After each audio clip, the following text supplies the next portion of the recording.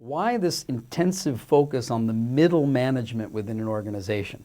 We work with the senior leadership team, of course, but we can generally do that in a fairly short period of time. Frontline needs extensive, long-term, ongoing involvement.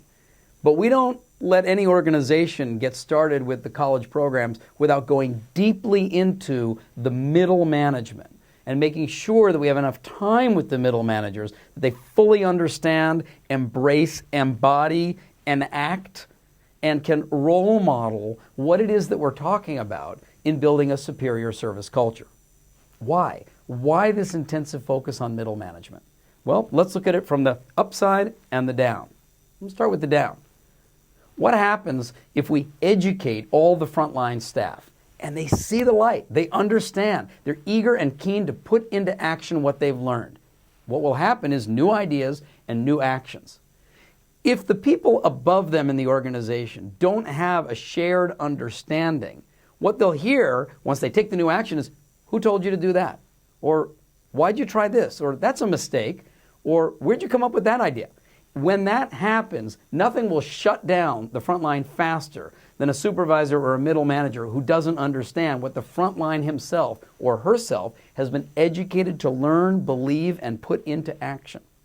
So we have to get the middle management to fully understand, to be able to provide encouragement, coaching, support, resources, so that the front line can do their job, and the middle management are right there supporting it.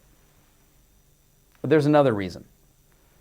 When middle management does fully understand how to build a superior service culture and their job in making that happen, they act as the connection, if you will, the glue between everybody who's at the front line and the very senior leaders of the organization.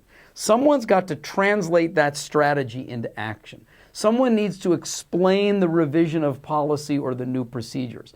Someone also needs to be listening to all the feedback from the front line, the experience of those who are having direct customer contact, and feed that information up to the very senior levels where new allocation of resources, new procedures and policies, or new strategies can be devised. Those people in the middle, in every case, belong in middle management. Middle management can make your service culture improvement program work, or they can cause it to die.